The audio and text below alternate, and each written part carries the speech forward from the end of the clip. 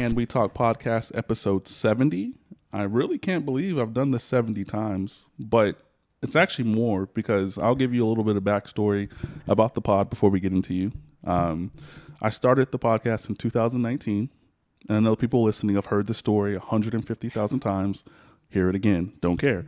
But I started the podcast right before the pandemic. Couldn't get a single fucking guest to come anywhere, right? Like, it's almost impossible to do a podcast at that point if you're just starting and you don't have like the techie savvy like way of doing it on Zoom and shit like that. But started it in, did 14 episodes, like all at once essentially, and I released them all at once. Dumbest thing I ever did in my life. That shit was crazy. I had a friend of mine's friend tell me like, dude, do you think you're Netflix or like what do you think you are? And I'm like, oh shit, maybe I should just release them like on a monthly basis. So we're at 70. This is a really cool number. 30 away from 100. We did a celebration for 50. That was lit. I was lit. I don't know what that conversation was like. I still to this day have not really listened back to it. So maybe did say some wild shit. But I do have a special guest in the building. I wanted to go ahead and just introduce yourself. Tell us about you. Not be nervous. Let it flow.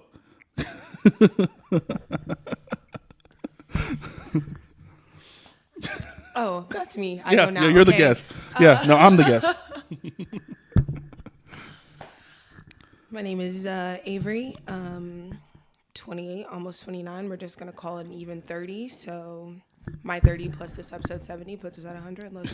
Let's do it. Yeah, let's do that. Why not? Give me credit for 100. I'll do that. I'll take that for sure. Tell us about yourself. Get loose. You're tight. Okay, well, you should have put some tequila out or something, you know? I'm going to try. If you want a shot, all I got is vodka. You know what? Fuck it. Let's do it. Go. Keep talking. Okay. I'll get you a shot.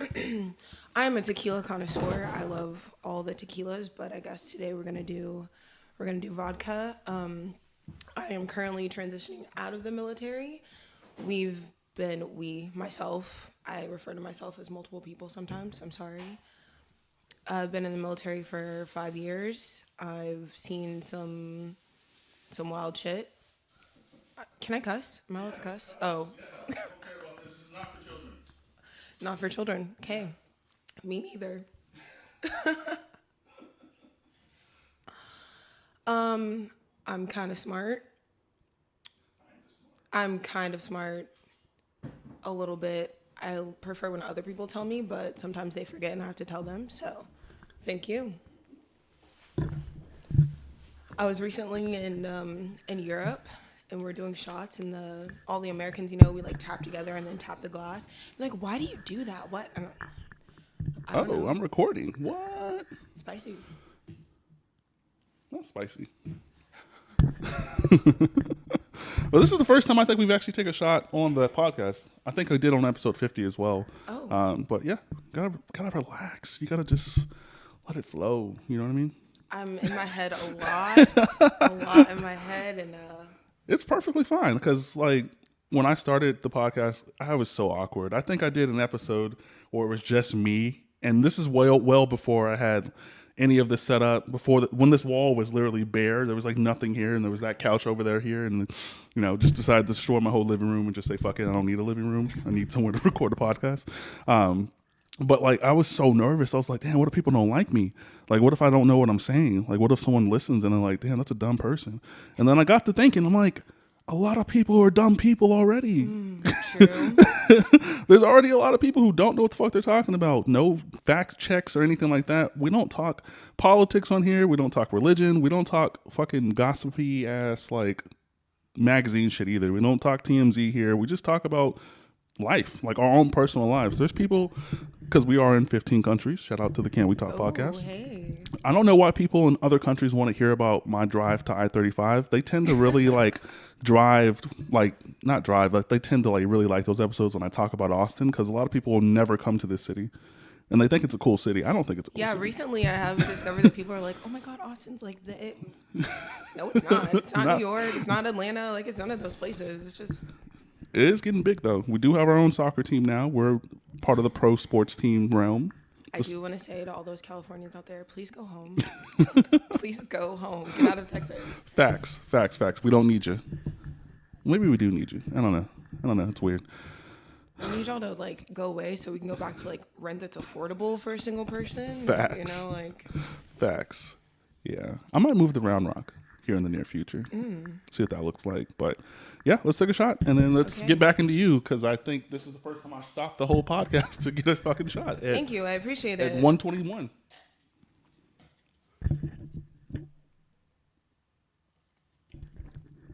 It's super cold.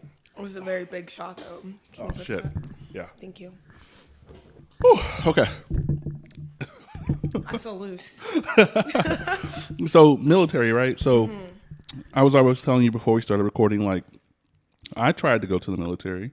I think I was maybe 22. But at 22, I had 22 tattoos. So I went to the office. Dude was like, "Yeah, we can do the arms and stuff like that because I have sleeve here, half, and then from here to like my stomach is covered, and I have one on my back." And they have they had, at least at the time, I don't know if this has changed. You probably told me it has changed, but like at the time, the Air Force had like the V-necks, and you just couldn't show anything there. But I clearly have tattoos that show that. He was like, "Yep, sorry, no, thank you." I was like, "That's fucked up." I was so upset because I really wanted to go. The Air Force is super strict. They don't have nearly as much fun as, you know, the Army. Yeah. I'm in the Army, or the Marines. The Marines are like wild, wild, wild. If like I'm a 7, they're like an 11. The Marines do not care. They don't get in trouble for most things. They got to do a lot, right? Like, I have a friend who's a Marine. Shout out to Michael. Shout out to Michael. Should have joined the Army though. I'm saying.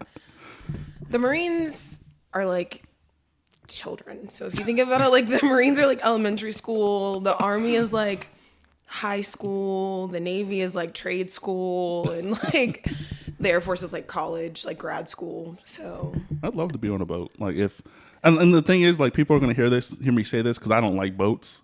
I would be on a big boat. I could do a big boat. I get seasick. Have you ever been on a cruise? No. Oh yeah. So everyone's like, you'll be on a cruise that's so big you won't get. That is a lie. Oh really? I felt it the whole time. Were you on for like a while? We went for like a Christmas, like the week of Christmas, and yeah, I was Sick the whole time. Goddamn. Yeah. So as far as like you as a person, like what would you like describe yourself as? Like honestly, because I know we're gonna talk about like a little bit of some dating shit and things like that, but for you, how would you like describe yourself ultimately? I think I'm extremely direct. I think sometimes people like, you know, she's kind of bitchy, whatever. Mm-hmm. It's just because I'm very, very honest. I'm a pretty genuine person. Like I don't, like my mom used to always tell me that I'm not good at reading people, but it's more like I give everyone the benefit of the doubt. Like I'm like, no, you didn't mean to be rude. You just like, it came off that way. And I don't know, I'm very like, I have an easy time thinking from other people's perspective in the best light. And I can actually say I'm like that as well. Like I always give people like the 100% because I'm like, all right, I don't know you just yet. I'm not gonna, judge a book before I actually, read the book and stuff like that. So I have that kind of mindset as well. And it sometimes doesn't work. Sometimes it works, but that's just me. Like I'm not gonna stop. I never think the worst of people. Like I never, like my instant thought is never like, oh, you were trying to be rude or hurtful. Like that's like the last thought whenever I think about anybody's actions. So I can imagine that could be a problem in the dating realm. I know you had said something about 22-year-olds not dating under age or above age. Am I getting that right? Like, what are your thoughts? How's it? How's it out? How is it? I feel like when I was younger, I was like, I'm a little bit of a partier, a wild girl, and so it was like I wasn't dating to be serious. And now that I'm, getting up there in age, I'm kind of like, I want to have a family and like travel the world with like the love of my life, and like nobody wants to do that. Everybody like wants to be everyone wants to like be in a club or like. I haven't been in a club since like 2014. Oh, well. I was never really the like go to the club person, but like I felt because I was younger at that time, I needed to be in the clubs for some reason. You couldn't get me in the club unless it was like a family member's birthday and we have the whole club and it's only family in there. I'm not doing all that shit. It's too much. It's extra. Bumping into me and shit. Yeah, the club is like one place I'm like, please don't touch me. I will fight you. I'll fight you. But recently, like, I was in Europe for like 6 months, and What part? I was in Lithuania. Okay, the Ball brothers. Okay, Yes, gotcha. yeah, they're a huge basketball country. Shout out to Lith. Yeah, and that's all there is to do. There is Really? clubs are open to like 6 o'clock in the morning, and the after hours spot is open 8 in the morning, and then you go to the hotel, you have breakfast, you sleep, and then you do it again. Wow. It's cold there, huh? Now it is. I left and it was like in the So you were 30s. just stationed there? So it's just like a U.S. base there? So no, I was like, I don't know if there we were. was it an undercover mission. Okay. Yes. If I tell you anymore, I'm gonna have to kill you. All right, U.S. government, don't come for me. Well, we were doing some work with their military over Okay. there and just like some infrastructure stuff. I actually work with airplanes. Oh, So we flew. We got to go to, I went to the Netherlands. I went to Germany. I did fuck. Poland. Yeah. And it was just 6 months of partying, drinking, getting paid a lot of money to talk to people who don't speak the same language as you. That sounds fun as fuck. I always wanted to go to Europe. I mean, I will eventually, but I'd want to go to England because, my favorite soccer team is Manchester United. And I've always wanted to go watch a game there. Not recently, I'm lying. I'm lying. A couple months ago, my birthday was in September, so my best friend bought me a ticket to the Austin FC game, and that was my first pro soccer game I've ever been to. Like I've never been to like a Houston Dynamos game or FC Dallas game or anything like that. So it was really cool, and the fact that we have one here and it's literally right up the street. It's like 6 minutes away from here. And it was pretty cool to see. Like I've never seen that level of soccer up front, like in person. I played in college, did all that. Oh, you played in college? I didn't know that. Where'd you go? UT Tyler. Oh, Did I play long? Nope. Nope, not at all. It's very competitive. Like soccer is one of the most competitive like sports teams to make, only because there's a lot of people that come from like other countries to come to the USA to play it here versus playing it in their own countries versus like basketball and football and things like that. Like the majority of the best players are from here. So yeah, it's tough. So after high school, right? Mm-hmm. You went right into the military, or you had a period of I life? played basketball in college, actually. Really? Oh, dope. Yeah. Where'd you play? I played at a junior college. I played at Temple Junior College. And then Shout out to Temple. Ain't no food places out there, not but a single thing. what a goddamn Olive Garden. Gotcha.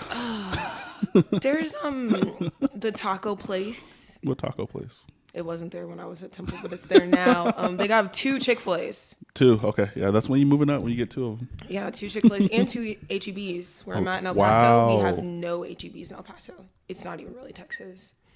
The time's different there too, right? Yeah, we're in different What's time the difference? zone. It's only an hour. It's an hour behind. Behind? Yeah.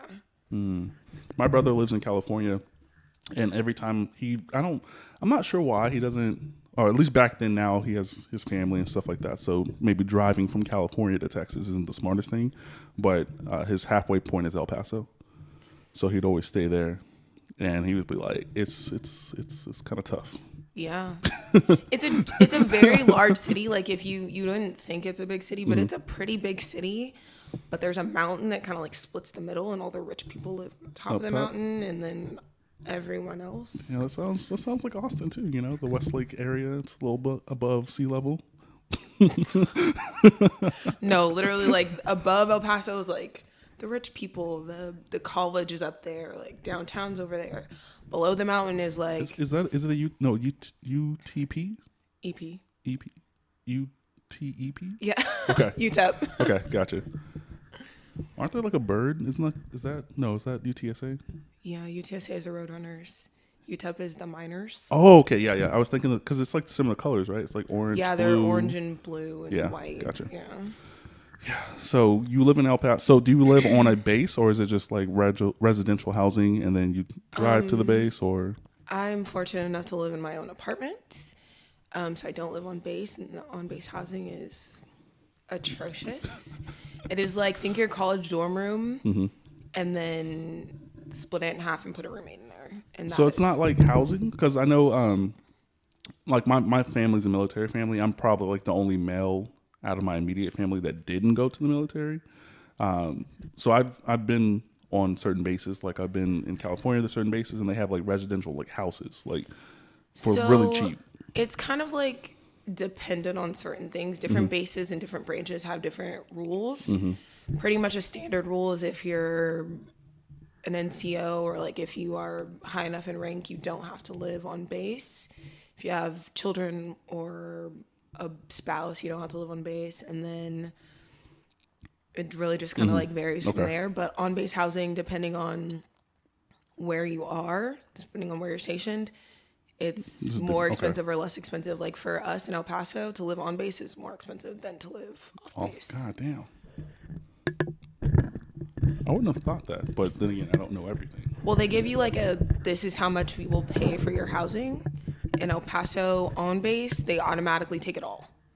And then off base, you can find rent for $600, $800, $1,000, whatever. So if you're getting paid $1,000 and you live in a $600 apartment, then the extra $400 you keep. Keep versus if okay, gotcha. That's weird. And you're looking to maybe leave, like Yeah, the military has done great things for me, but I don't know. It's kind of like a restriction. There's some things that I want to do that I cannot do in the military, and like name one. smoking weed. Oh, y'all get drug tested. Yeah. Oh wow. Yeah, we get drug tested, and I have some caveats to that, so I get in a little bit of extra trouble if I fail Wow. a drug test. So, Wow. yeah. So you would leave it for the weed. Yeah, listen, hey, Uncle Sam, if you let me smoke weed, I will do 20 years. I'll do 30. I will stay until I die. But My dad did 20. That's where his last station was Hawaii, which is where I was born. did you like Hawaii? I wasn't there long enough to know if I like Oh. it, but I feel it in my bones that like I need to be there. Oh, you have a little Polynesian running I through feel you? it. I feel it. I feel like I know the hospital I was born at is like super famous hospital. It's like what's that TV show? What's it Hawaii called? 5-0. Yes, big giant pink hospital. It's lit. But I do want to go back. At some point, I think there will be some kind of like trip that we do as a family to go back there. My brother's wife is from Hawaii too, so but they didn't meet in Hawaii. They met in California. It just happens to be I have one of those mixed things. feelings about Hawaii because, the Hawaiian native people say that they don't want us there. But it's like, I'm black. They don't really want us here either. So, like, we're together in that. I've never. Well, I know someone personally who's like from there, grew up there, who just lives here now. They don't come on the podcast. Come on the podcast, man. Come on the podcast. I want to talk to you. But yeah, I mean, I really want to go back. Like because I'm just a person of like, and I think one of the easiest things about dealing with food, because I deal with food at a high level in a lot of different places, right? Is it's conversation. I get to talk about food with a lot of different people, whether it be restaurant owners, cooks, dishwashers, like everything, every facet of a restaurant. I get to talk about different cultures, and I love to get authentic things. So I would go to Hawaii and I'd probably try at least 20 to 30 different restaurants in like a 6-day span, probably. I feel like that's me. Anytime I go anywhere, I'm promised you, like breakfast is going to be from somewhere I don't know of. Lunch is going to be from somewhere I don't know of. Dinner is going to be from somewhere I don't know of. And I'm going to do that every day I'm there, wherever I am. I have a problem. Like, I love food and I love trying different foods, but I get fixated. Like, if something's good, I'm like, oh, I want it again, Yeah. again, again, again. So I'm going to find that one spot, that one restaurant that has that one dish I like, and I'm probably going to eat it for the whole week and be like, next time I come back, I'll try somewhere different. Like, And I feel that too. Like, I understand it. Like, so that's when people talk to me about like restaurants that they like and I don't like the restaurant, they get so upset because it's like that's their go-to, and I'm like, that's perfectly fine. Like, I'm not saying it's the trash restaurant. I'm just saying like there's also the same restaurant, this restaurant that you like, there's a restaurant that does it just a little bit better. And if you just go try that what's one your too. least favorite Austin restaurant? Least favorite restaurant in Austin. No one's ever asked me that. Don't steal my questions. Okay. Least favorite restaurant. I can tell you I don't know if I have a least favorite, but I can tell you maybe the one that's hyped to the max, and I don't agree with the hype. And I don't like that I'm saying this for like the fourth time because it's gotten to a point where people think I'm hating because I'm not. I just like good food, and I know what good food tastes like. I know what good food feels like, and I don't think Cajun Eats has good food. And I respect those brothers who have that restaurant. Like they did their thing. Like they've created a pocket in Pflugerville that doesn't even exist in Austin. Like they have a pocket, and that's great. That's fantastic. But the food is not there for me. So would I eat there again? No. Would I go there to hang out? Absolutely. I think they do a good job of like have the people come to us and it's like available. But yeah, I don't think it's the best food. I don't really have an issue with it. Yeah, but I'm not saying it's bad. I'm just saying like people and actually I lied. I do have a restaurant. My least favorite restaurant, but it's not in Austin. It's in Houston and it's called the Turkey Leg Hut. Another very hyped restaurant. You don't like Popular. We understand. No, I do like Popular. Popular and good food can exist. And it does exist in a lot of restaurants, right? But again, sometimes the area and the atmosphere, which Houston is very much so known for, a bunch of brunch spots out there where the vibe is way better than the food.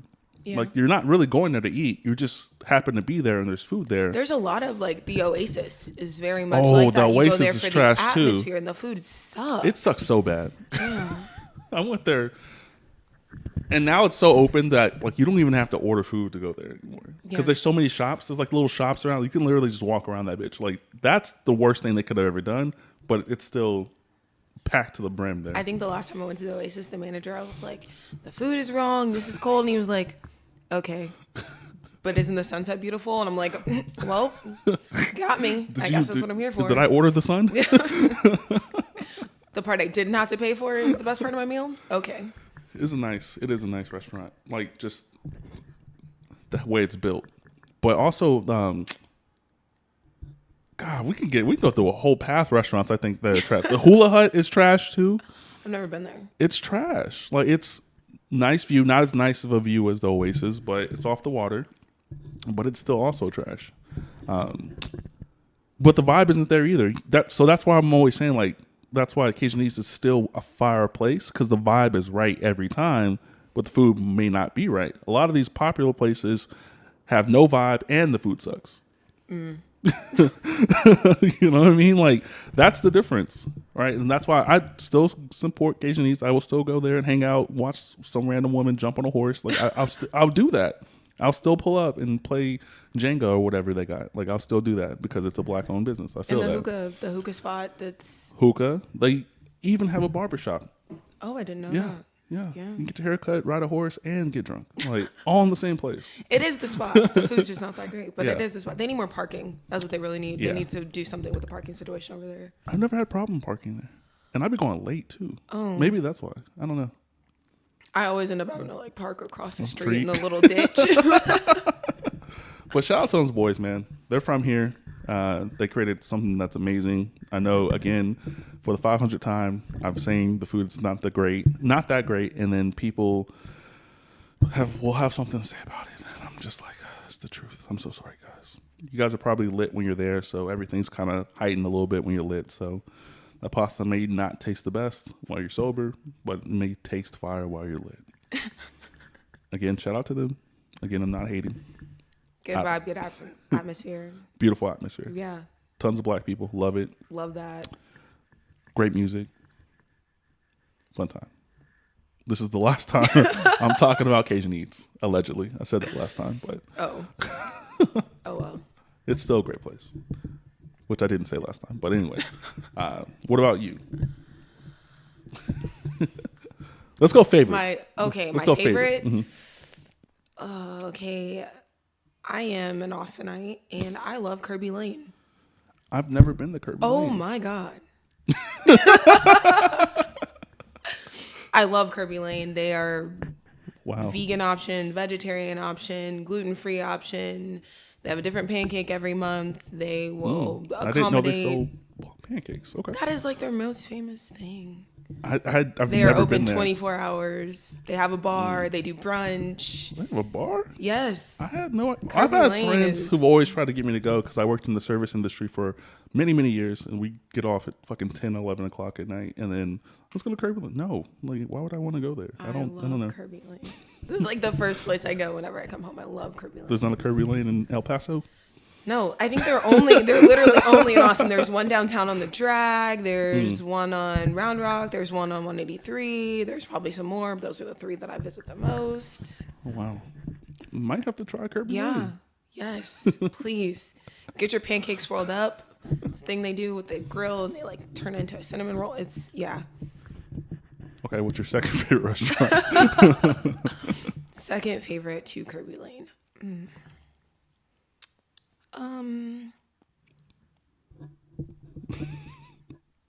Nothing compares. I'm just kidding.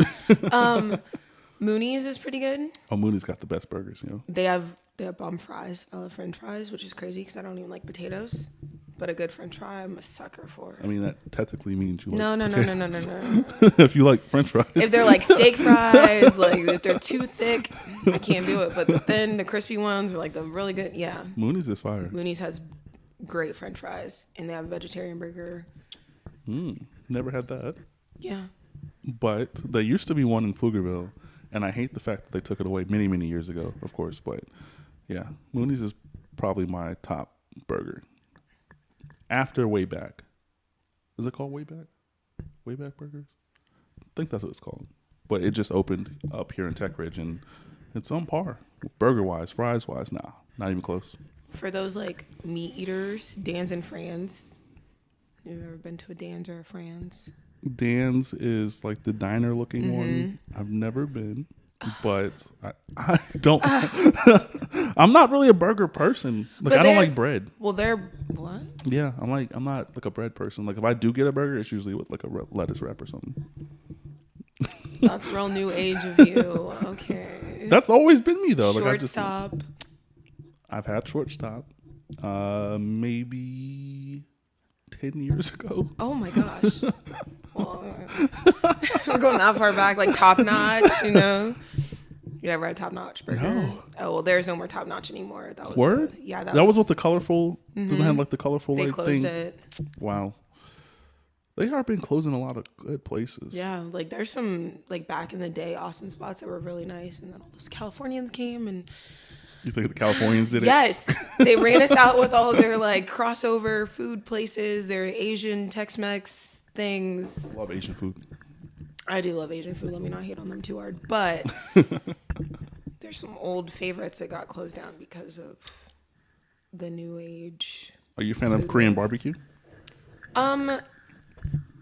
Yes and no.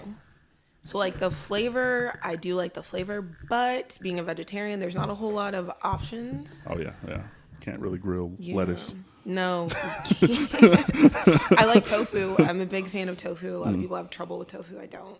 I love tofu. I like tofu skin. And I know the textures are different. So I think tofu skin is, I don't know how to describe it, but the texture is a little different than just blocks of tofu. Hot pot? I have not done a hot pot yet. I've seen your pictures, your videos of the hot pot, and I'm like, oh, that sounds so nice. But then, like, what do I put in the hot pot? You know, like, They have all kinds of stuff. So they'll usually have like an assortment. Like they would usually have like different vegetables you can like put in the hot pot as well.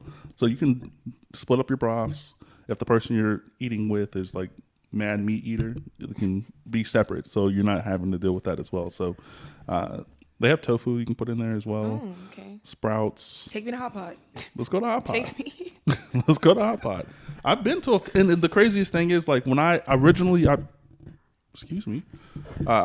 I really wanted to try it, which is a couple years ago, there was no hot pot here.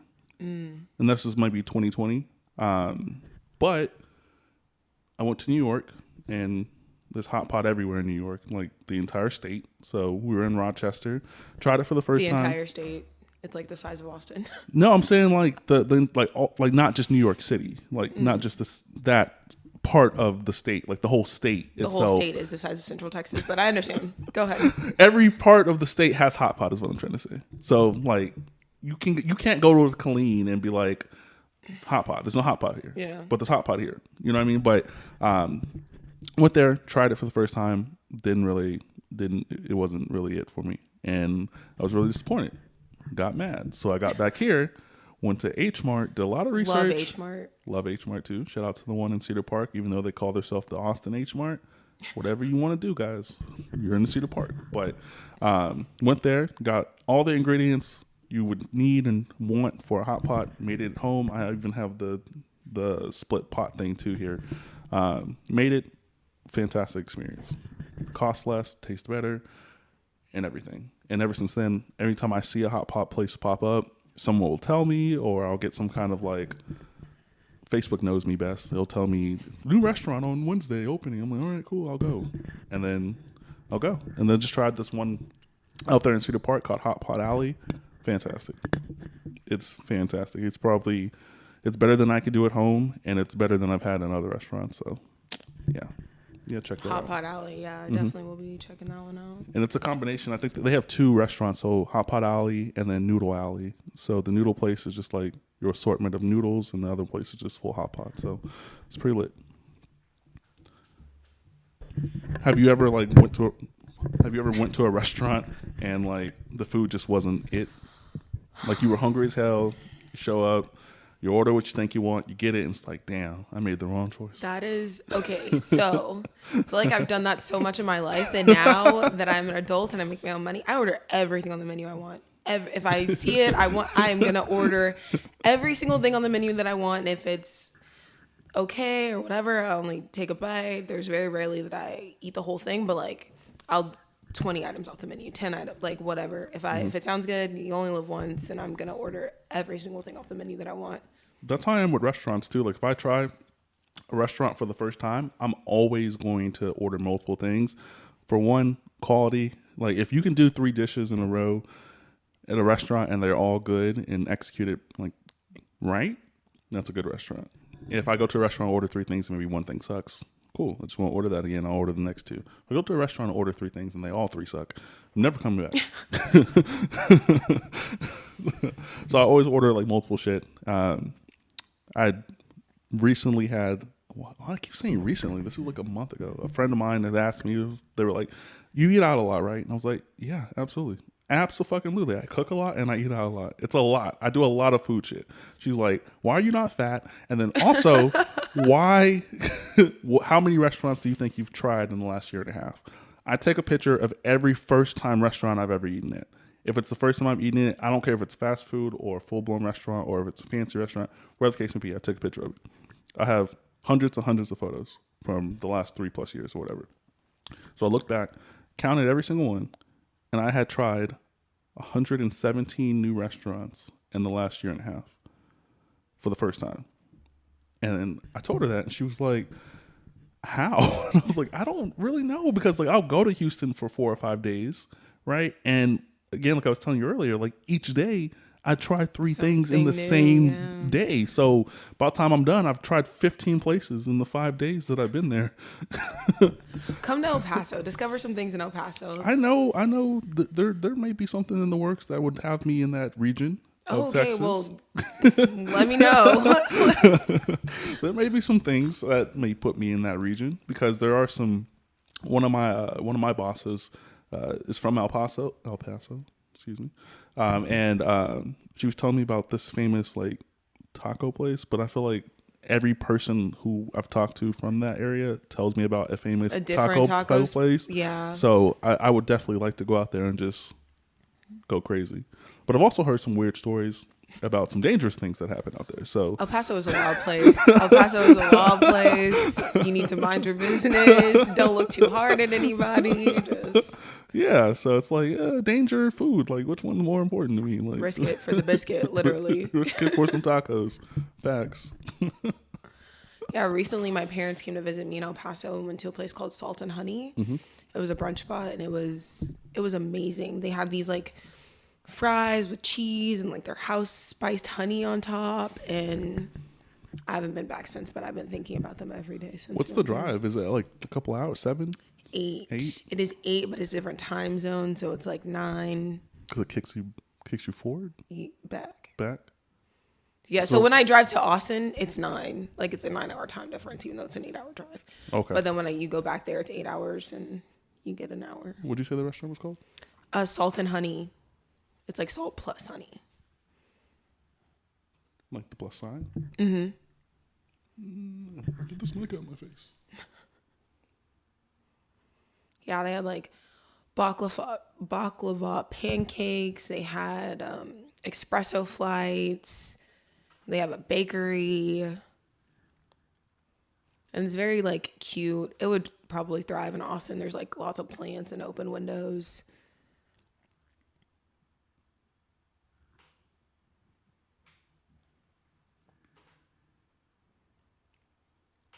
This inside doesn't make me think this would be in. This is what it looks like still. Yeah. I mean, there were like, this has to be like brand new opening because there's lots of like little plants everywhere and little like. Yeah, this is 5 years ago. But yeah, the food was amazing. The waiter forgot to put our order in on time, so he brought us just like, here's a free this, try this, the next round of drinks on me. And it was, Oh, I love that. yeah, it was really nice. It has to be close to UTEP because there was lots of college kids in there still drunk, but very nice place. Anytime I've ever experienced food in like a maybe a college town is the right word, but something that's near a college, it usually sucks. So you would say it's really good? I would definitely say it's top 5 in the brunch places I've tried in El Paso.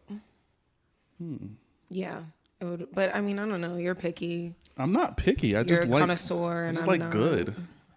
I would say it's good. I would definitely say it's good, but I'm definitely not picky. But it is hard for me to pick what I want to eat on a daily basis. That shit's wild to me. It's a roller just coaster. order a little bit of everything. It is a roller coaster. I'll tell you this. Like if like And DoorDash has got me. DoorDash, you mean I don't have to leave the house and I can have multiple things from multiple restaurants? I'm always scared of DoorDash. Why? I don't know. I don't trust people like that. You think they're gonna like spit in your food or something? Maybe. I I don't know. only assholes get their food spit in. Like, I feel like no random DoorDasher is going to be like, yeah, let me hock a loogie in his fries Do you because know I don't human know beings? him. Well, we already discussed this. The best out of everyone. I expect the best out of everybody. So, But you don't ever meet them. They just drop your food and leave. yeah, but they take a picture and they like. Oh my! I DoorDashed the other day. Stop lying, Calvin. That was like a month ago. A month ago, I DoorDashed, and they didn't take a picture. You just dropped that shit off. Oh. Well, you also live in a bigger city where I'm sure it's not as dependent on tips. They probably have lots of like, but in El Paso, it's a smaller, less people, better service. I don't know. I've never had any issues with DoorDash or like anywhere. I did go to Popeyes the other day and I had an issue with that. Which one? Not here in El Paso, but like I got like French fries and a biscuit and mac and cheese. And I opened the box and as soon as I open it, there's just like a blonde hair like sticking out. I'm like, Oh, what shit. the like I feel like it was very much on purpose because it wasn't hidden. It was literally right there on top of the food. And like, there's no way I'll miss this. Y'all did this on purpose. And instead of mac and cheese, I had mashed potatoes. I hate potatoes. There was no honey for my biscuit. Yeah, it was all bad. I went to Popeyes last night at like 10 p.m. And I don't understand people who work, and this is just work at all, right? Who hate their job. I mean, I understand In this you can economy, hate you your don't job. understand that? No, you can hate your job, right? But like, if you're gonna do it, do it. You know what I mean? Like, I don't know. I couldn't work somewhere and be rude to someone because I'm like, I chose this job. This job didn't call me and say, hey, do you want to work here? I mean, applied. I understand that to a certain extent. I understand that if you're like a nurse or if you're a teacher, if you have a specialty job where you went to school and you trained and you learned it. But if you work in fast food, like, no, this is like, I literally need to pay for Netflix. Like, because I mean, you can't pay rent with a fast food job, but you can probably afford Netflix But right Chick-fil-A now. got the $15 an hour. Okay, making $15 an hour in Austin, what can you afford? To get another job. Exactly, you can afford to put gas You in can your afford car. to get to another job. Yeah, that's about it. Yeah, it is getting wild, man. Yeah. So I don't know. I have a lot of empathy for like food service workers, but I feel like if I'm pleasant, I'm nice, I'm smiling to you, like you can have a bad day. Don't take it out on me though. Like I'm gonna be the sunshine in your day. Don't take it out on me. Yeah. Yeah, I know. I mean, I've been in the restaurant industry for a very long time. Like, I started as a server, I worked in kitchens. I've done almost everything but wash dishes because I refuse to ever do that, ever. But yeah, you see sometimes. How would I explain it? Like, just in the industry itself, you see the worst of people. Like the people who literally never get to treat people like trash. They actually get to treat you like trash. Me in the service industry, I've had times where they've been like when I serve tables, like I would rather have a white server type energy. Like that shit exists. You know what I mean? And it's like, and they don't have a problem saying it. You know what I mean? Like, so That's so ugly. yeah, That's that's so real life. ugly. It's real life. But I've also seen some cool things. I've seen people propose in restaurants, and you see both. My only food service. Well, I worked at Moe's for a very short amount of The time, taco place. Mm-hmm. Okay. and I worked my way up to general manager at Sonic, and that was. I got a drug addiction from that. Yikes. Yeah, but it was the most money I've ever made. But the people were awful, awful. The power went out, and I had a lady come out of her minivan, come inside of the store to yell at me about the power being out. I have no control over that. I don't, no control whatsoever. The lights are out. We've got Yikes. a kitchen full of orders, and you're yelling at me. Like, I can't do anything about that. You can have your food for free if we can never get it to you, but like that's all I can do. Yeah, people are trash. There are some people who just suck, right? Even if you do come in with the best intentions, like those people will typically show you that you shouldn't right away. So you're not lingering on with that kind of emotion towards them, like positive emotion. Well, I feel like when you do, like, it's like such a brief encounter. Like, even if you work at a sit down, like a real restaurant, it's only like an hour that you have interaction with that person who has a whole life, a whole, like, whatever. So I try not to judge people or like hold too much onto that. Cause like, hopefully that's not really who you are. And if that's really who you are, me being your server for one night, one day, 15 minutes isn't going to change that. So like, Yeah. I'm just going to brush it off. Yeah. As you should. Yeah, for sure. So I don't think we really got into like the age thing, We didn't, not at all. which is perfectly fine because there's no script here. Like literally 15 minutes of talking about stuff and then we record. So, so you feel that people our age, because you identify as 30, even though you're not. I'm close enough. I'm close enough. You feel like people our age aren't looking to settle down and like do something, I guess, progressive is that maybe the word? Maybe not the word. Yeah, like it just doesn't feel genuine. It's very much an age of like city girls, and they're older than us. That's but like another that is thing. like Why that's are you like the 40 move. taking advice from a 22-year-old? City girls are up. You are a city lady. You're no longer a girl. Like you're grown with 4 kids. Like what the fuck's going on? It's like the Matrix. It's like I don't know. Everybody wants to like, or future again, older than us, and like everybody wants to have 6 baby mamas and go to the club and nobody wants to just like, let's go buy a house, let's go on vacation, let's build together. I don't feel like that like really exists. I said something. I posted something on Facebook the other day. You do a lot of posts on Facebook. I'm like, ooh, I want to talk about this real deep, real deep. I just got to the point where I just say pod talk because people really want to talk to me, and I'm just like, I don't want to talk to you. Like, what credit? Like, I don't want to talk to you.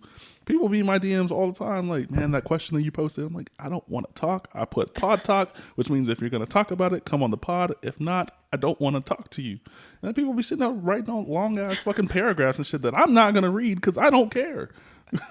Like, it's wild, but yeah, I think because I personally don't have a problem with because a lot. I mean, not to.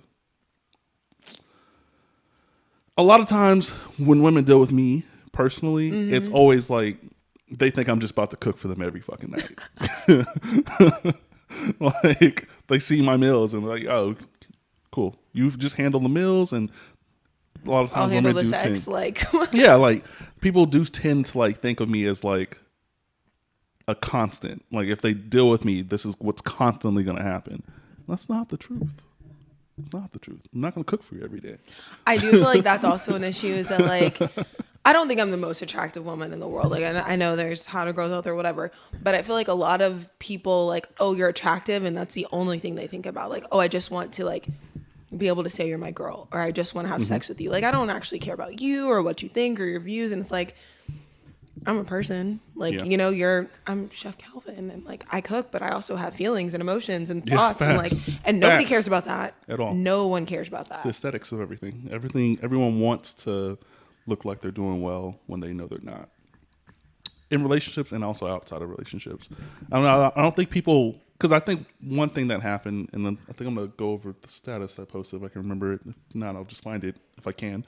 I think people lack communication because they never had to truly communicate. You know, a lot of times us in our earlier years, like we would meet someone, talk to them for an extended amount of time, have sex with them, be in a relationship for 2 years. No trips, no dates consistently, no communications consistently. The only time we're communicating is when we want to have sex, right? And I think a lot of people are getting older now with that still undeveloped communication skill of their early 20s. And now they're realizing, like, I'm 30, 30 plus, 40, 50, and I still have the communication level of my 21-year-old self because I never had to flex or, like, actually react in that communication muscle. You know what I mean? Because people tend to only talk to people in their own circle for many, many years. You don't get educated by people that think the same as you. So that's another another part of the podcast as well. I get to talk to people who I would never talk to outside of this podcast. We've had doctors, we've had dentists, we've had architects, we've had other chefs, we've had strippers, we've had book writers, we've had photographers, we've had every kind of different profession out there. And it's crazy how so similar we are. Like, a lot of people are extremely similar, but we'll never get to talk about the similarities because people think everyone's so different based off of what they do for their lives. But a lot of people don't, like, it takes something to take you out of, like, you know, I'm a soldier, so I talk to a lot of other soldiers. And what's crazy is soldiers were people before they were in the military, and nobody ever thinks about that. But it's like this type of thing, like you and me, very same area, local base, but like we would not have crossed paths if one of us didn't like try to make that effort. Nobody tries to go outside of like what they see. You know, like I'm a doctor, so I only talk to doctors. I'm a soldier, so I only talk to soldiers. I ride the train, so I only deal with other commuters. And like, you know, unless you go outside of like trying to reach out to those bubbles, you don't see outside of that. It's very easy to keep your head down and just only circulate in your what's around you. Absolutely. And that's a part of the problem. People tend to feel, because I've heard this a lot, like, especially if someone's hitting me up for the first time, they don't know how I'll react to them hitting me up. Like, because they think I'm too good for them to reach out to based off of what they see versus actually just reaching out to me and finding out I'm just a cool guy. I don't really care about a lot of shit. Like, I'll be chilling for the most part. Guilty. That was me. That was definitely me. I was like, I don't know how you're going to take this, but can we talk? Yeah, absolutely. And I'm really open for conversation. Like, I really don't have like a caveat to what you can talk about on the pod. Like, I just don't want to talk about gossip shit. I don't care. Like, unless it's something like that's super affecting us, like as a community, maybe we can touch on it, but I'm not the podcast guy who's just gonna sit here and just, women ain't shit, you know, men ain't shit, like we're better than, like, I hate that argument. Like, I hate that, you know, divide for men and women currently. It's just crazy overall. And I always tell people, when it comes to just having conversations with me, just know I'm on the side of you. Like, we don't have to agree, but I'm going to allow you to disagree with me, and I'm not going to bash you. I'm not going to talk shit to you. If we disagree, we disagree. That's just life, man. We grew up differently, even if we grew up in the same town. You grew up differently than I did. It's okay. I feel like that makes me nervous when I agree too much with someone. It's like, are you pacifying me? You're just telling me what I want to hear. Like, do you really think this way? Like, and I also feel like that's a very easy way for you to like get on a tirade. It's like, well, me and my friend both think the same thing, so we're right. And it's like, you could both be wrong. You could just both be wrong the same way. And two things can be true. We can both be wrong. We can both be right to what our own depiction of what right is. Like, there's no cookie cutter thing. And I think people put people in this cookie cutter gingerbread looking ass shit that's not uniform. People aren't uniform. Black people and all people are not monolithic. We can talk and be whatever the fuck we want to be, and there's no box you can keep us in. And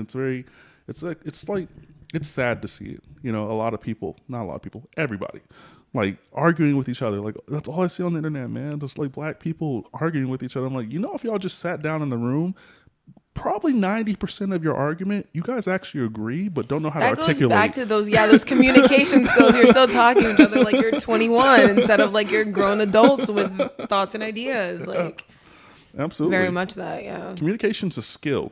That's why people go to school for it, right?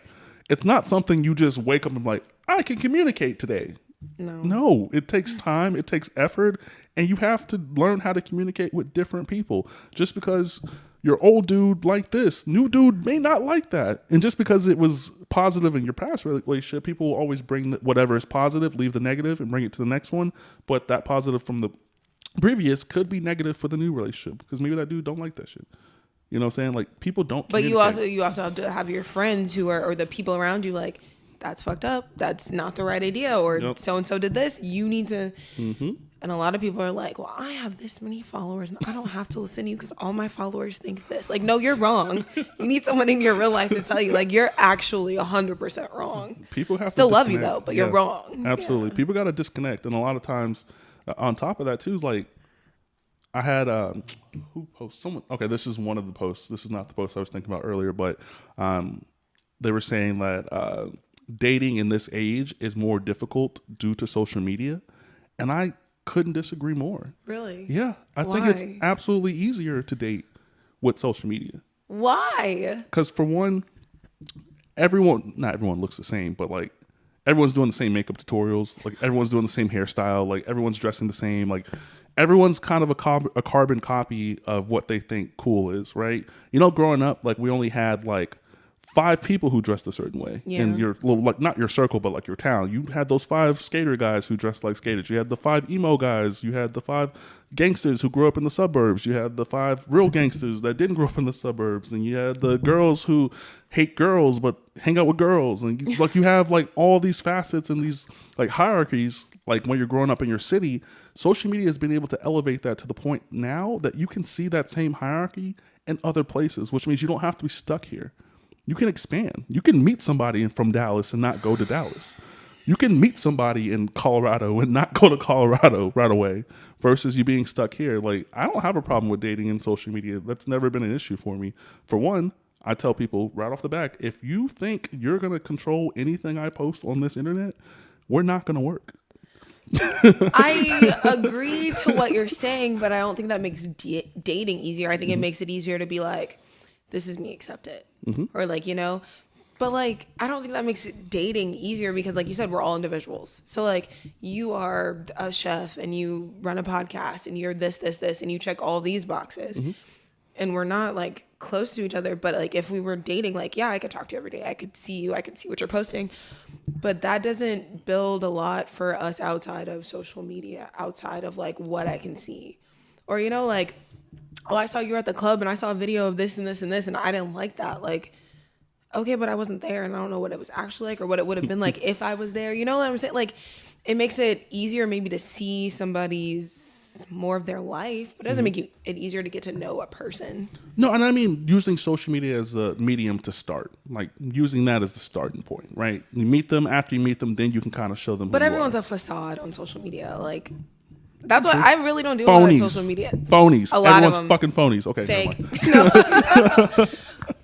But like, you know, like, because everybody wants to be like, oh, I did this tutorial and mine's better than hers. Or, oh, like, I did this workout plan and my body looks like this. And I feel like it's so hard it's not positive for your mental health, for me, in my personal opinion, to like be competing with that. So I'm just like, I'm going to take myself out of. Yeah, I don't operate in competition. Like, there's not a single person that can be around me that wants to compete with me.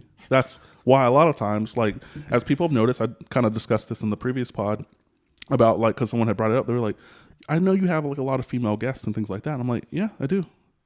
And they were like, why not a lot of guy guests? I'm like, because niggas is dumb. Like, like they hang around each other. I know certain dudes in this city that literally dress like 10 years ago, no mindset change, have been doing the exact same thing, Nothing different.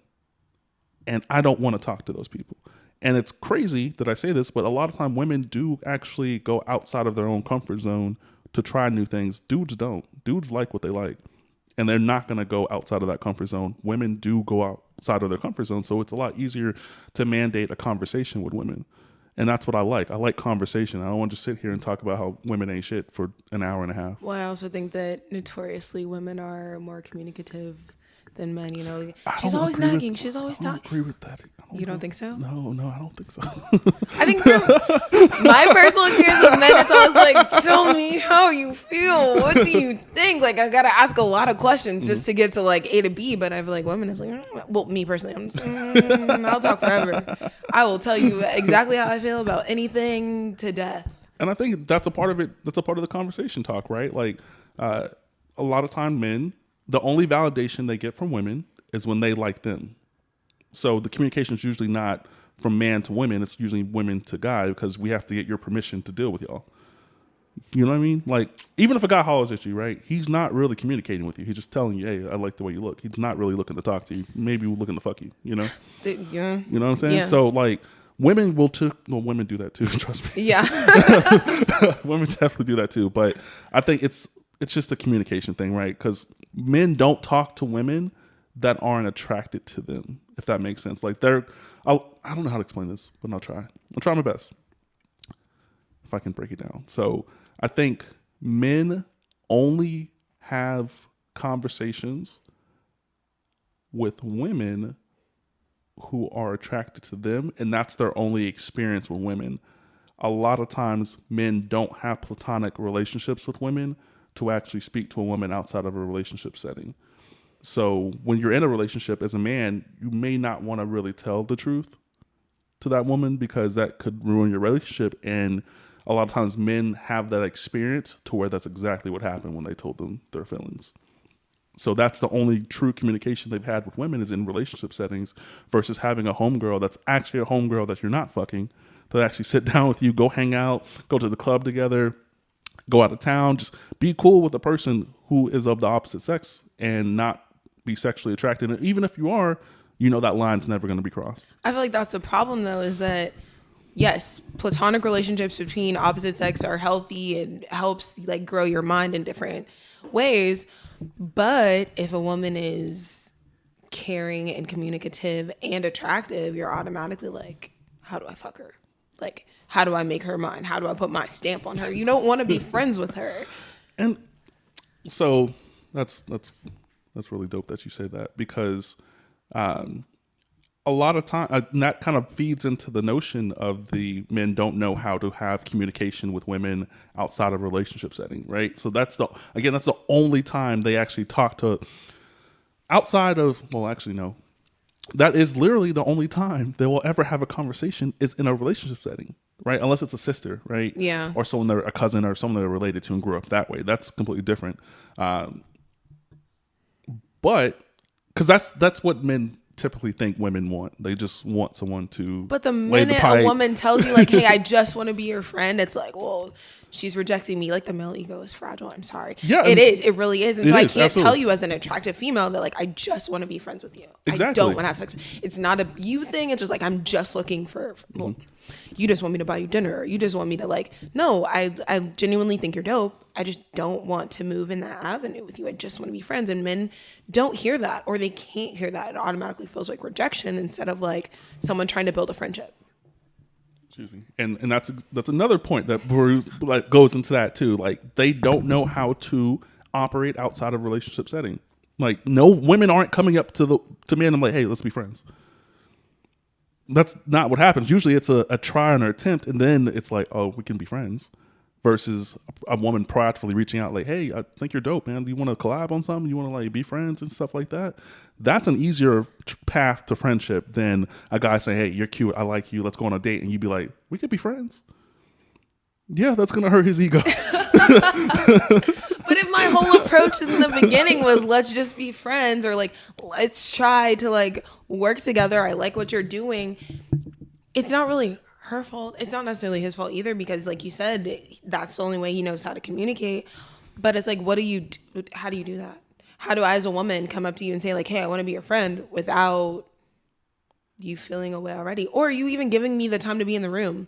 Like, oh, she not gonna fuck me. Like, I don't want to spend time with her. And I guess that's the quality of men, right? That's Trash. Men are trash. I wasn't trying to say that, but you just proved it.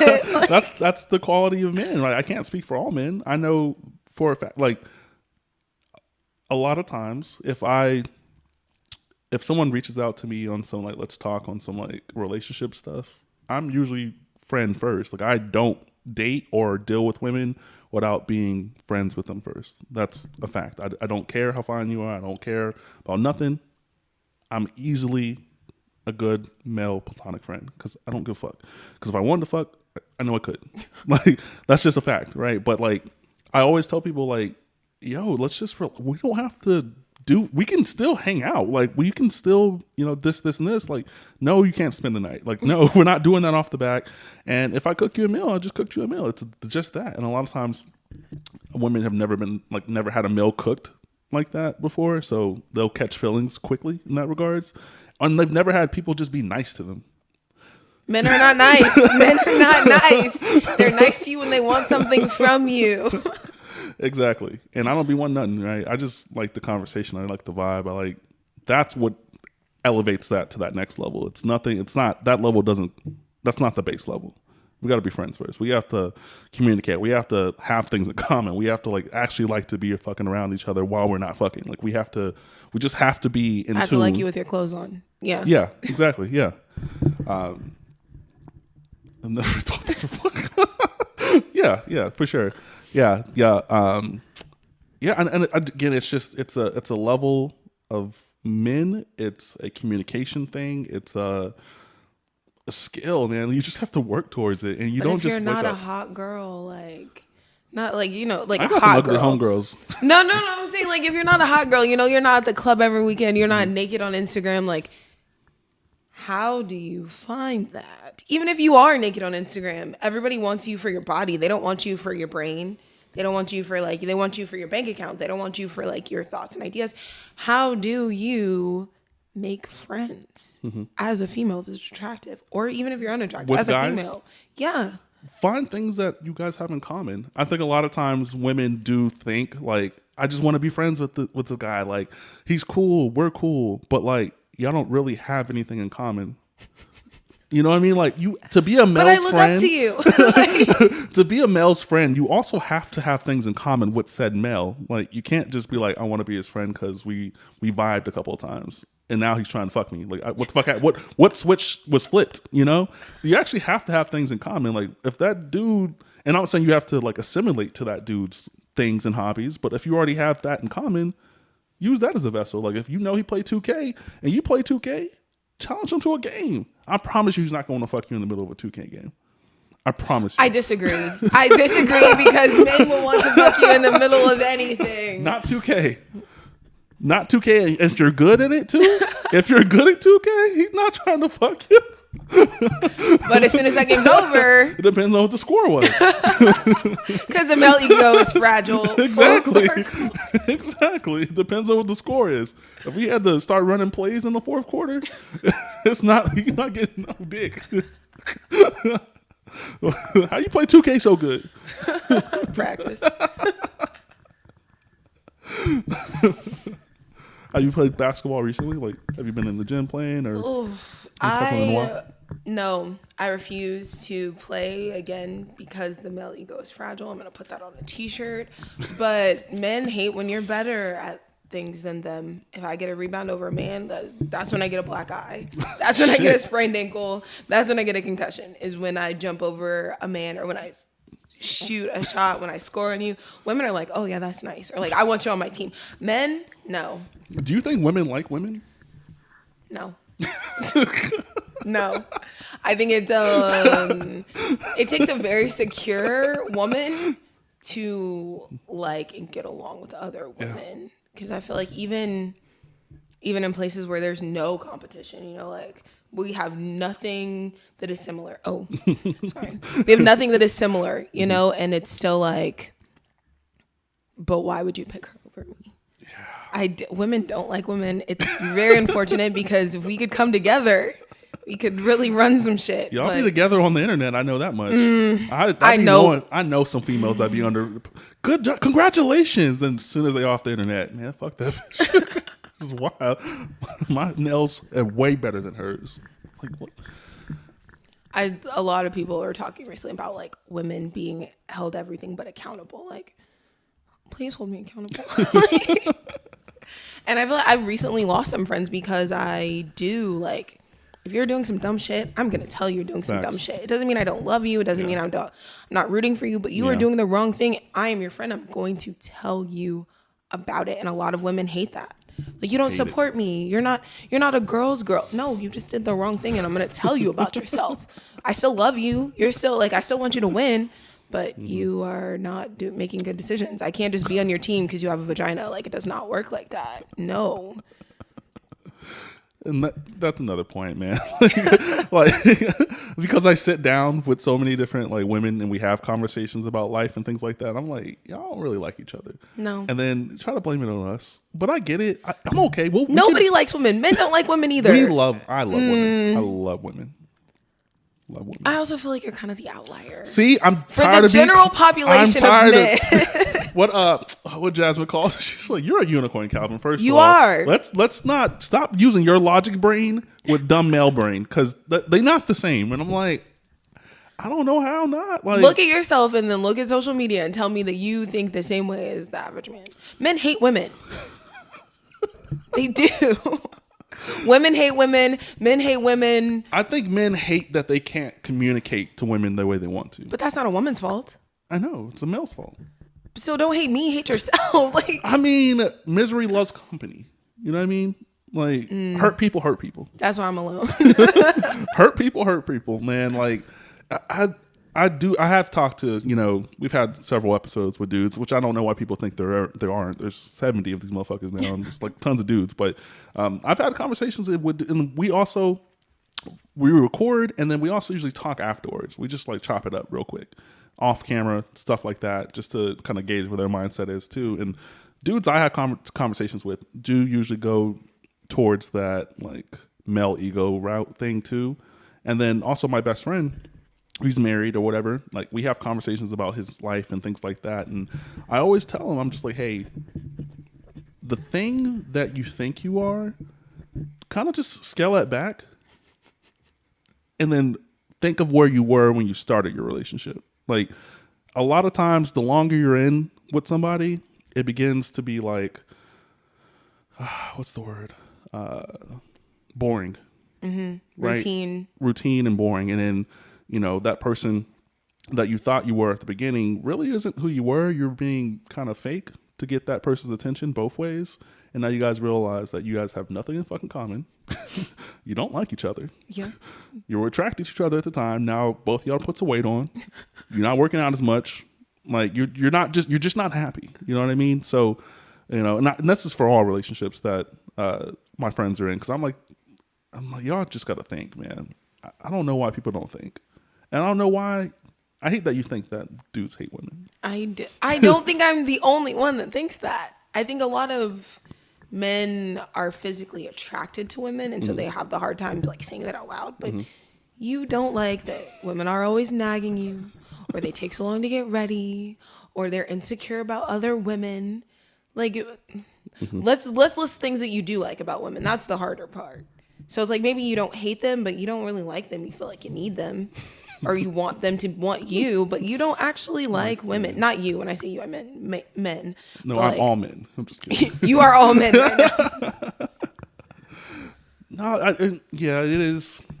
It is that continuous conversation about life, like, because things are consistently changing with people in general. Like as the years go on, I know in 2040, like social media gonna be wild with the metaverse and shit. You're gonna be like fucking in the internet or some shit, some weird shit. But I encourage people just to talk, man. Like, just get in the same room with a group of people, whether you're like-minded or not. Your point doesn't have to get across to the whole room. You just have to be able to communicate it, and you don't have to be right. I think that the right part is like that's what ends the conversation. It's like, man, there's so much more you need to talk about, because a lot of people will keep everything they fucking have in their mind to till it's like piled on, and now you got 15 things you dislike. But it's also a matter of like creating safe spaces. Like, I saw that, yeah. No, but like, you know, if I'm afraid that you're gonna judge me or you're gonna make me feel less than, like, I'm not gonna tell you what I think or how I feel. And I think men feel that way more than women. Oh, absolutely. Because again, like we've been a lot of times, men are taught how to be men by women. Like whatever has been explained to women about being a man, they usually project that to men. Because I always say, like, hey, I know your grandpa bought the house, he paid all the bills, she didn't have to work a lick ever, you know, she just took care of the kids. And like I said a couple episodes ago, do you think that Negro wanted to do that? That Negro was miserable. You know what I mean? I think women also play a lot into that. You know, they're like, oh, this is a safe space. You can cry with me. And the second you cry, the second you're like, this hurt my feelings, like, ew. Like, you're not a man or you're not masculine. It's like, mean what you say and say what you mean. Yeah, I don't think women actually take in consideration like what their effects are, because it's just like the club analogy, right? Why do you think women get in free before 11? Because men want to see women. Exactly, right? We will go wherever y'all go. We will do whatever y'all tell us to do. But then it's a dog chasing its tail, because women do so many things for the attention of men. And then we say it's not for y'all. Yes, it is. Yeah. Yes, it is. You wear high heels for men. You wear bras for men. You do not do that for yourself. That's bullshit. But it's like, we do that because you want to look at us and we want you to look at us and we want your attention. Like, it is a circle. It's exhausting. It is. It's very exhausting. But again, like if you just come into it with an even kill mindset, I honestly, like, no one can hurt my feelings. Like that's just not how that works. Like, again, I'm the friend first guy. Like, I'd rather just hang out with you in a friend setting. Like, I don't really care what you're on, but like we can hang out, go grab some food, do whatever. Just be cool and cordial. And then if we decide mutually to move that to the next step, cool. If you're not interested in that first step that I'm always going to take, cool. We don't got to talk. We don't got to be anything. We don't have to do anything at all. I'm perfectly fine with that. I was great before I met you. I'm going to be great after I meet you. But like, don't you feel like that's counterproductive? Like, okay, we're mutually friends. We like each other as friends. And then like, one of us is thinking about making the next step. I don't think you can ever go back. If you saw me naked, we can't ever be friends. I mean, I guess I am a little different, right?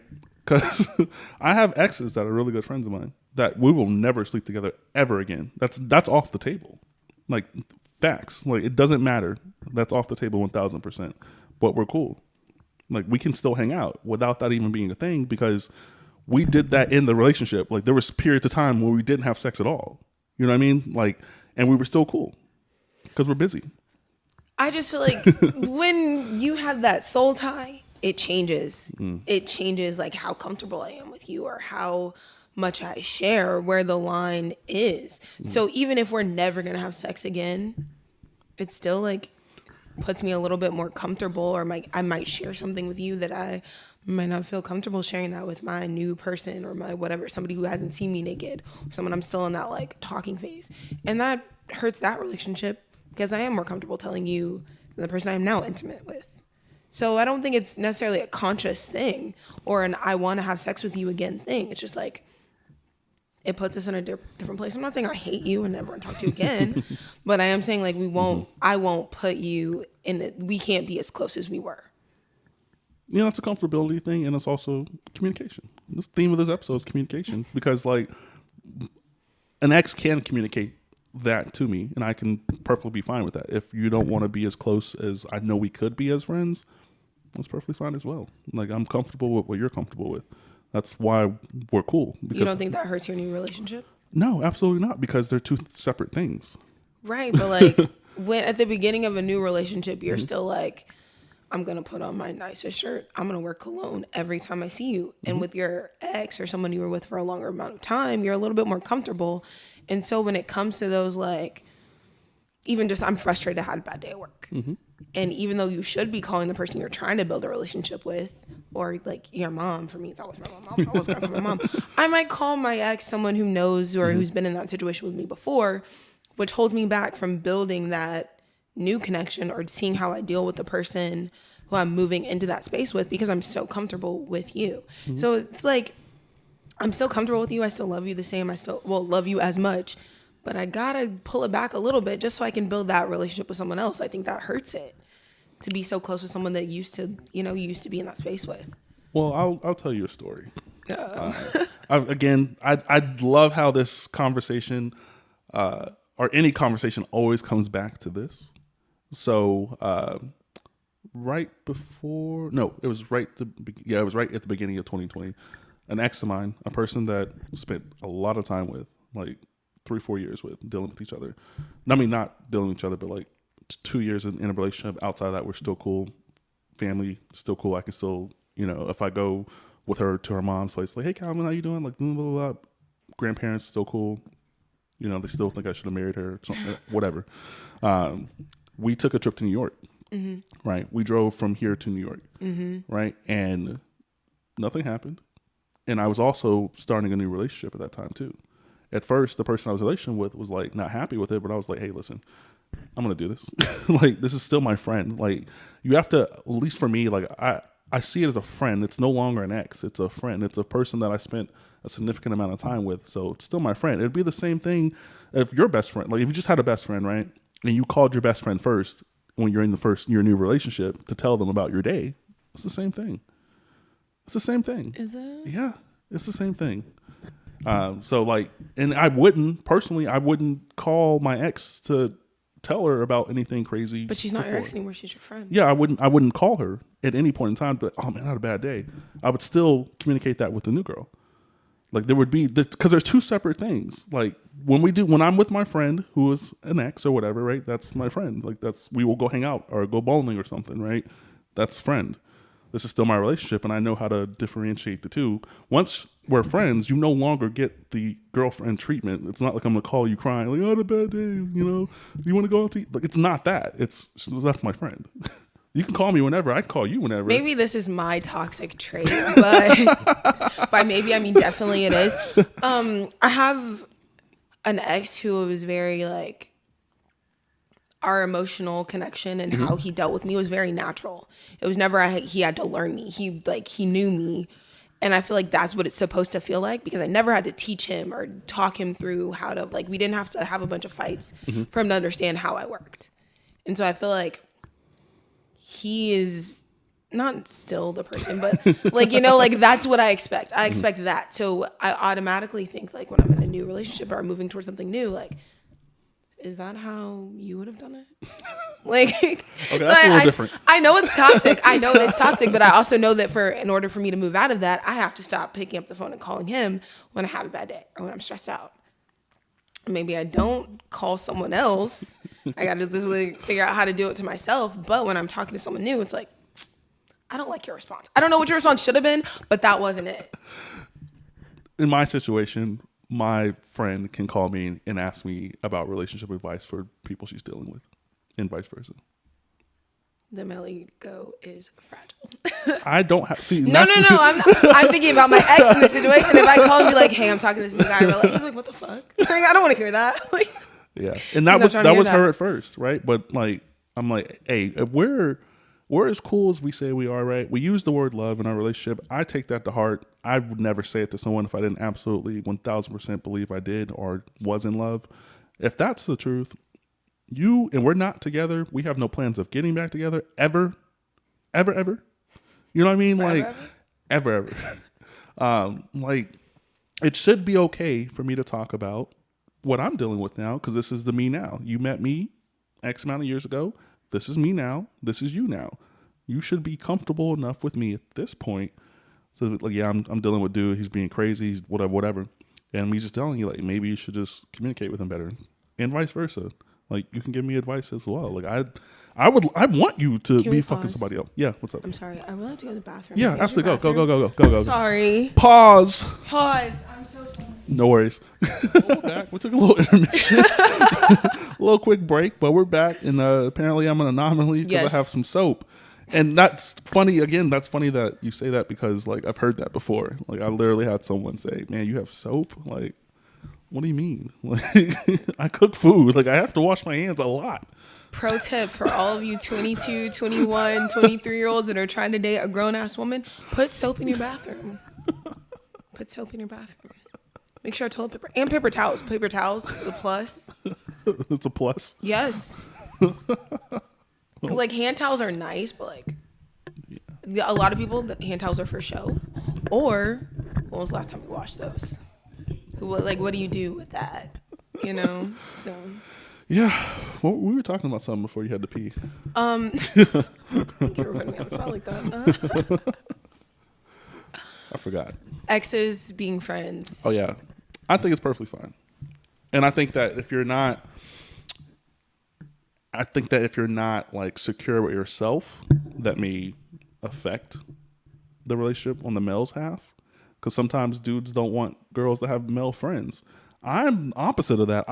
You need to have some dude friends because you need to know how crazy you sound when you're talking to me. Because you need to know that, like, yo, I don't have to be your only male dude, like, in your life, because that becomes, it makes the relationship, like, boring, in my opinion, because there's no way in hell, like for what I do, I'm around a lot of women, right? Like, and I'm not going to stop doing what I do. You know what I mean? If that makes sense. No, I think it does make sense. I don't think, not just men are insecure, women are insecure enough to see you have chemistry or have lengthy conversations with another woman who's attractive or has an opinion, or, you know, it's like, what makes me special? If you can talk for hours with anyone, or if you can, you know, smile in anybody's, what makes me special? It's very easy. You're the one getting the dick. Like, that's very simple. They're not getting dick. My caveat to that is I don't believe in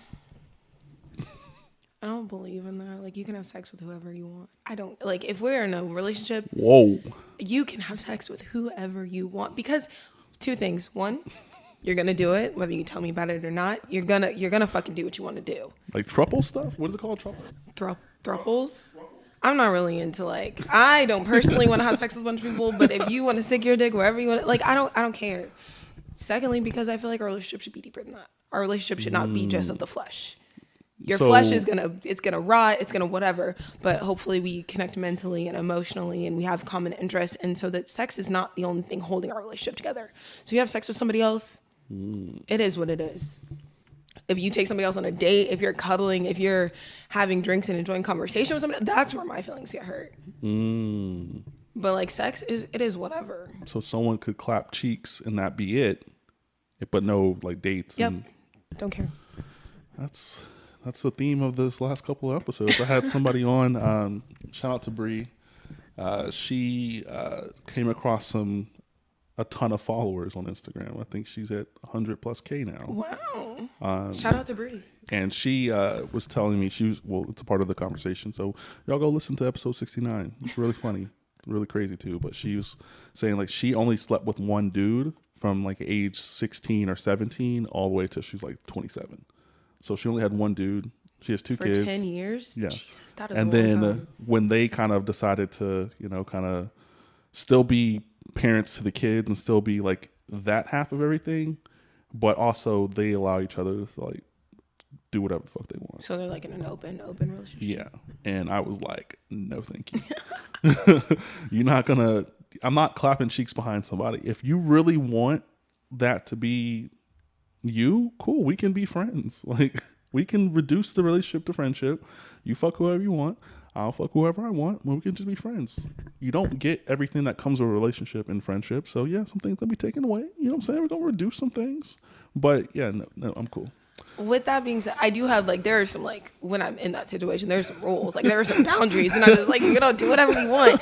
But I do feel like for me, that's not, like, you know, a lot of, if you ever cheat on me, I'm done. Like, no, because, like, people make mistakes. If you and, cheat like, on me, we're done. There's no coming back. Well, I also feel like women are very much like, I don't, like, who, Drea, I think, was, like, or Megan, one of them said, like, cheat respectfully. I believe in that. I believe in that. Like, if you were running around the city with another female, that's cool. Let her know who's number one. If I'm not number one, then I'm not in it at all. But if I'm number one, everybody needs to know that. Everybody. God damn, From your am I mom to living your life? Am I mistress. living life wrong? Like, this is what being what unicorn is like. No, I don't. I'm okay with being friends. Like I've never met someone except for one person. She's crazy. She is super duper crazy, and she's one of those. I don't want to say the B word, but she's one of those that y'all in Austin be following and think she's doing something. And I know she's not. She's also the person who said she was surprised that I have hand soap. But anyways, Not me. Not me. no, no, It's no, not. no, I was no, like, no, wait, no, it's no, no, not no, me. no, Hold no, on. no, no, not you, not me. It's someone that y'all follow and y'all just love here in Austin. And she not what. Never mind, never mind. I don't use names. But yeah, I don't know if I could do the open relationship shit. Because I give so much in relationships. I plan a lot of stuff. Like I'm not the guy who's just we fucking and we're just gonna live together for the next 3 years. I feel like I sound so wild when I say that, but like, It's not wild. it's not that like it's not like if you're my man, like I need you to fuck other people. No, it's just like to me, if like you're on the road or like I'm in the military, I travel a lot. There, you might not see me for 6 months, you might not see me for a year, and if that's the case, and the only thing holding our relationship together is sex, we are going to fail. So like if I'm gone for 6 months or if I'm gone for 9 months and you have a drunk night with the boys and like like that should not be the end of our relationship. But I also feel like I don't know. I'm very like I just want to be with you. Like once I like somebody, like I just want your skin on my skin. I don't want to touch anybody else. So I feel like a lot of men don't have a problem with you're saying I could fuck whoever I want. You're not gonna fuck. Like yeah, like I don't want to. It's a matter of do you want to? You can. I'm not gonna be mad. You can, but I'm not saying you have to. Like I don't know. That sounds cool. That's just me. It's just me. Do you think that type of relationship is contributing to relationships not working? Like open relationships? No, No? You because think it makes it better or easier? I think as long as everyone can be honest and be open with their communication, like, if we're together and you meet a girl in 6 and she thinks that you like are in love with her, but you really are dating me and only dedicated to me, she needs to know that. I have a picture of you by like the bed stand. Right on the bed. Say goodnight to my girlfriend. I think that's where the issue comes is that people aren't being honest. They're not being open with their communication. So like, I think that hurts, but like just a truly open relationship where we are being honest about what we want, what we think and what we're doing. I don't think that's hurting anybody. I could feel that. I don't know. I personally can't grasp it mentally because like, again, if I'm going to call it a relationship, if you want to call it something else, we could do that. We can do that. But if I'm going to call it a relationship and I'm actually committed to somebody, I just couldn't see myself dealing with anyone outside of that. And if we want to be some kind of open thing, we can be that, but not calling it a relationship for me because. Then what do you call it? Crazy. No, I'm just playing. I don't know. Maybe, I don't know.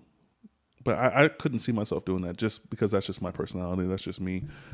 If you have the mindset or the thought to be doing anything with someone else, do that. I would love for you to do that because that's what you want, right?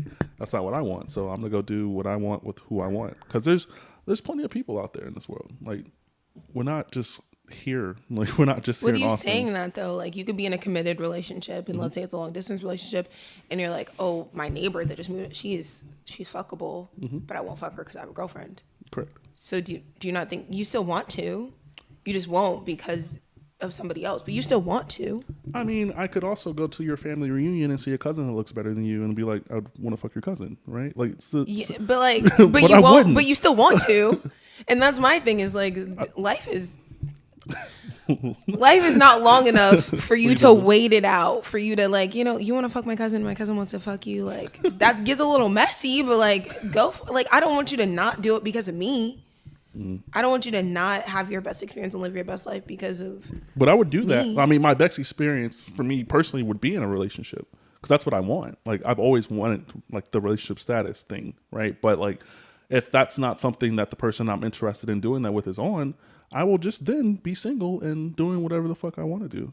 Like, I will just be outside like that. But what if you could have the best of both? I don't know if it would be best for me because I love relationships. I love monogamy. I love just being with one person and that being what we're doing, like traveling, like being actual partners, like actually contributing to each other's mental space, conversation, bouncing ideals off each other. Like, hey, I call my girl, like, hey, what's up? Hey, I was thinking about doing this. Should I do this? Okay, no, okay, cool. I just wanted to collab with you real quick on something simple, you But know? I agree with that. I just think that the physical shouldn't be what separates me from your friend. The Well, I we see mean, each other naked should not be the only thing that separates me from your other female friends. well then, in that case, like, well, what about like even work relationships? Like there is a difference. There is a difference between like a female friend and someone you're in a relationship with. Yeah. There is a huge difference. Yeah. There's a difference, but it's not just physical. There is a difference. Like I platonic with many women, right? Even if they do want to do things with me, it's usually a no for me. Unicorn. I don't know. I don't know. There's some because I grew up with my parents, right? My parents have been together for 30 plus years, right? Same. And although I saw the fights, I saw the positive stuff and all that cool stuff, I've always just wanted like a union. And it doesn't even need to be marriage. It just would be union without the paperwork, I guess. That would be ideal for me, essentially. I just don't want to be with someone who fucks somebody else. That's it. But how would you feel if you weren't living your best life because I don't think me wanting coochie is gonna hinder my best life. I totally respect that and I agree with that. But again, you are the anomaly.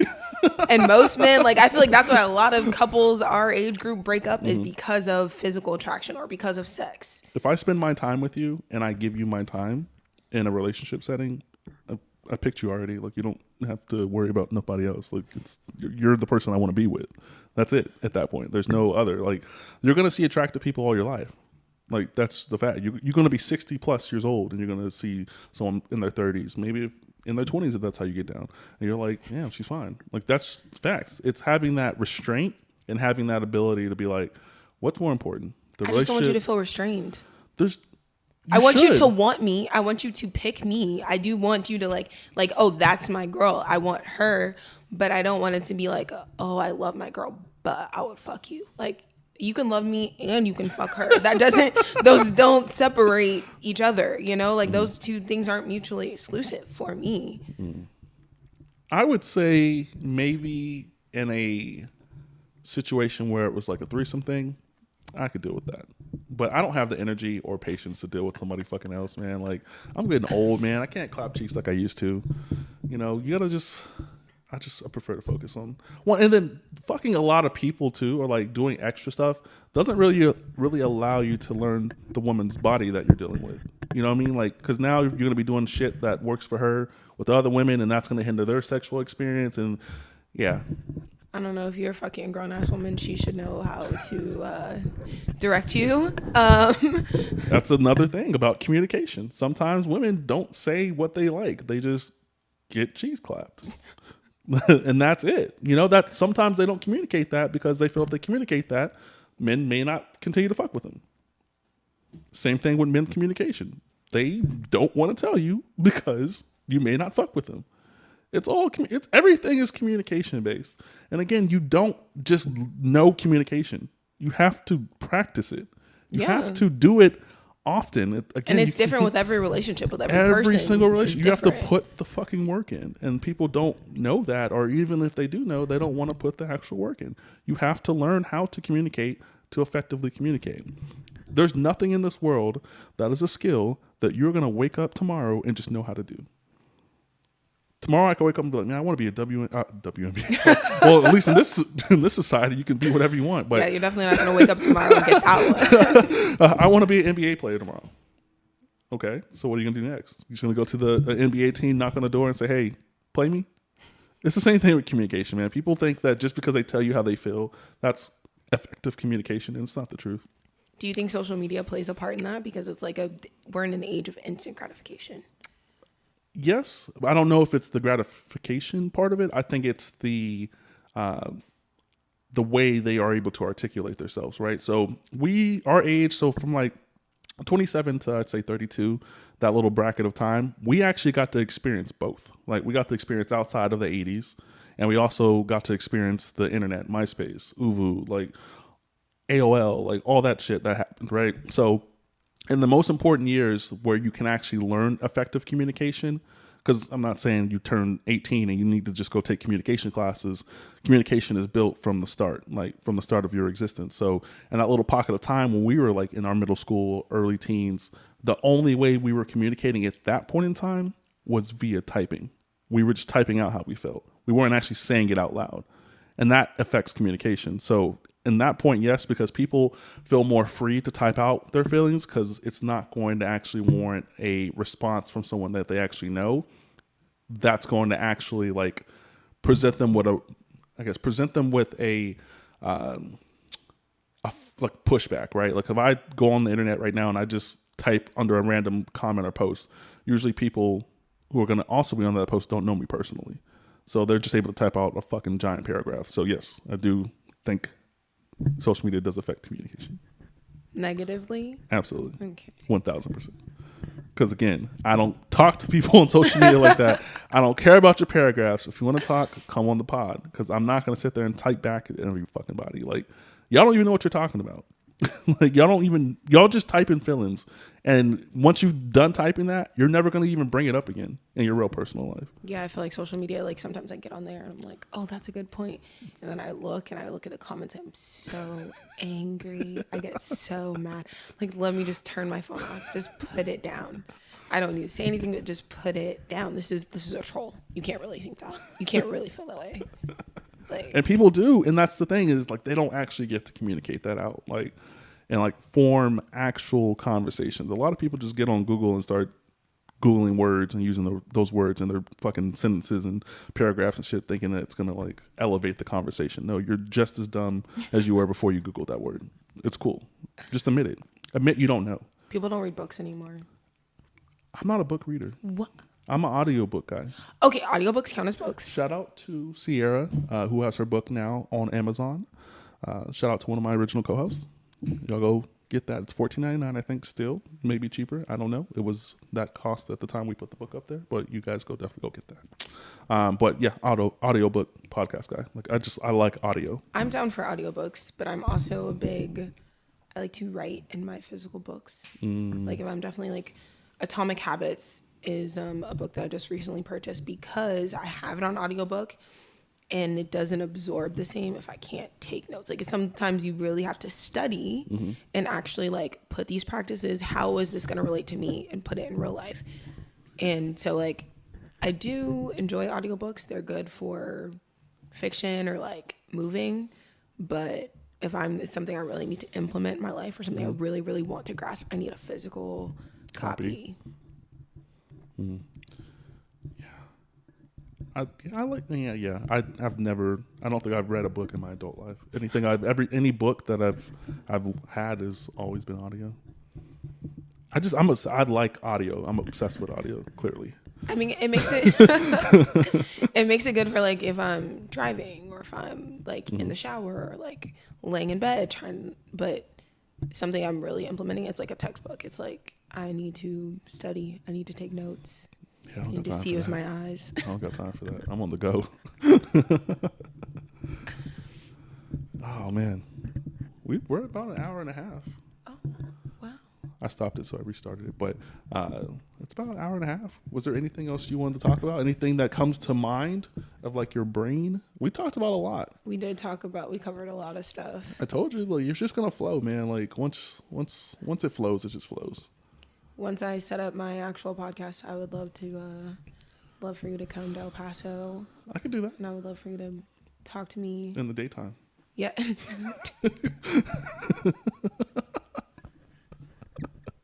Yes. In the safe. I live in a gated community. Okay. I live in an apartment complex. Let me not flex like it's something bigger than it is. I live in an apartment complex. And their gates, they work. They close. Like close and open? They close. No, for sure. I mean, yeah. any help you need with the audio stuff and the recording and equipment, and like I told Malachi, because he wants to start one. And actually, I don't know if he's gonna go through with it, because once you tell someone what it really takes to do it, and they're like, maybe not. This setup is intimidating. I will for sure say that. It's very intimidating. My setup is not this And it doesn't have intense. to be. Literally, my first time recording anything was with my Galaxy S8 phone, and there was no mics. There was nothing. I actually had like this little, what's it called? It's like a little light that just attaches to your phone. And I had maybe this table over there, and the mirror was in the back, and it was literally 7 minutes long, and it was garbage. Like it just, I didn't know what I was doing.